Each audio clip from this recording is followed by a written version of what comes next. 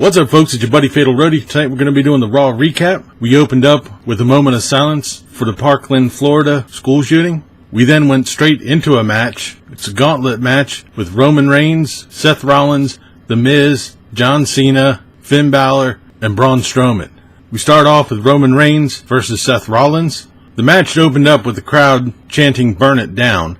This part of the match was pretty decent. There was just way too many rest holds, which seems to be the forte of Roman Reigns. Seth Rollins delivered a serious buckle bomb to Roman Reigns, but he ended up coming out of the corner with a Superman punch. What the fuck? What the hell? Roman Reigns went for a spear. He caught a super kick from Seth Rollins. He tried to go for the curb stomp, but he missed. After a few roll-up attempts by both competitors, Seth Rollins got the pin, eliminating Roman Reigns.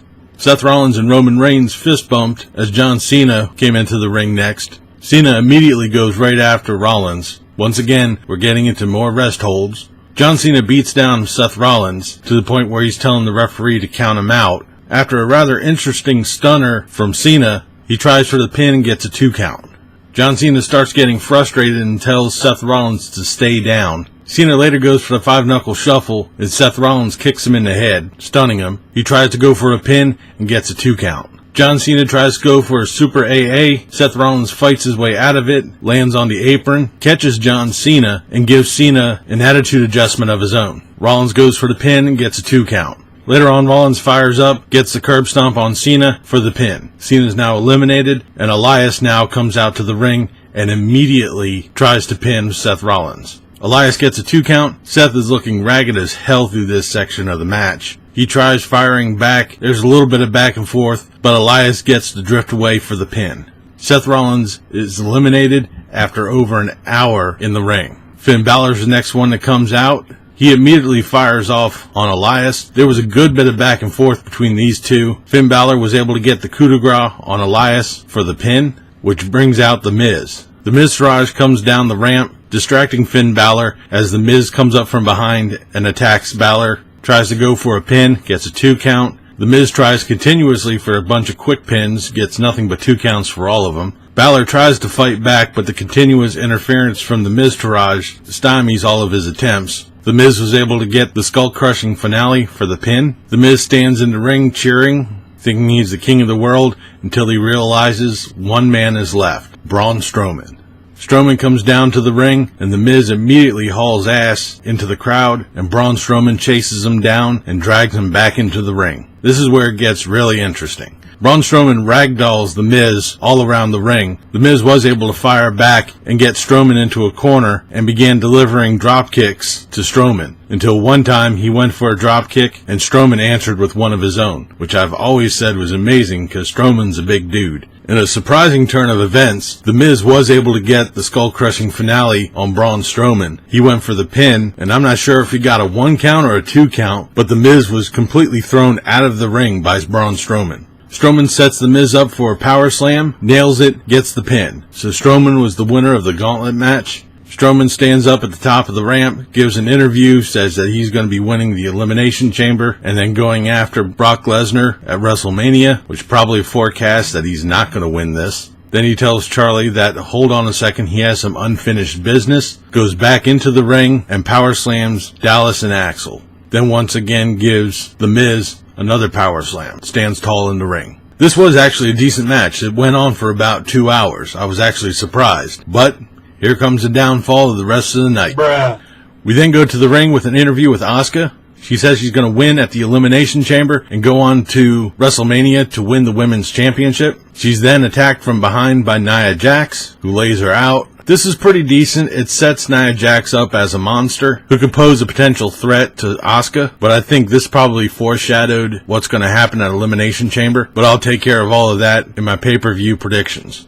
We then have Sheamus and Cesaro versus Titus O'Neil and Apollo Crews, who's now called just Apollo. There's a whole big story about why Apollo Crews dropped his surname, but I'm not going to get into it.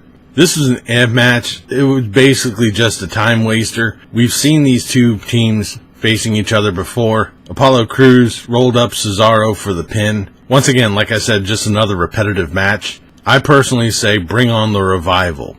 I actually think the time has come for them to actually step up and do something in the WWE, but booking has them playing BS matches which don't mean anything. We then have another video package with Flashy Shit McWyatt and Woken Matt Hardy. Which brings us to our main event, Sasha Banks, Bayley, and Mickie James versus Alexa Bliss, Sonya Deville, and Mandy Rose of Absolution. Dude.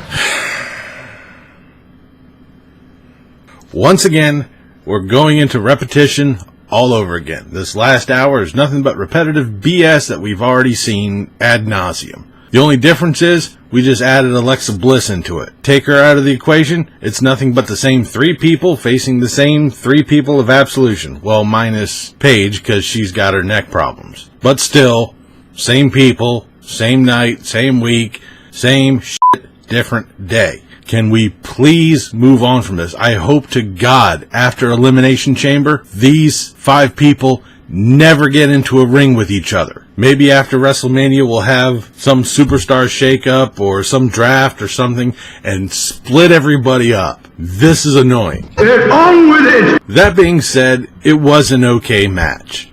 Alexa Bliss refused to tag in when Mickie James was in the ring. There was a huge bit of confusion with the referee not seeing a tag between Sonya Deville and Mandy Rose. In the end, Sasha Banks got the bank statement on Alexa Bliss, who tapped out. After the match, Absolution beat down Sasha Banks, and Bayley stood tall in the ring with Alexa Bliss. Then they started to turn on her, and Mickie James came in for the save. After Mickie James and Alexa Bliss beat down Absolution, they stand tall at the top of the ring and closes the show.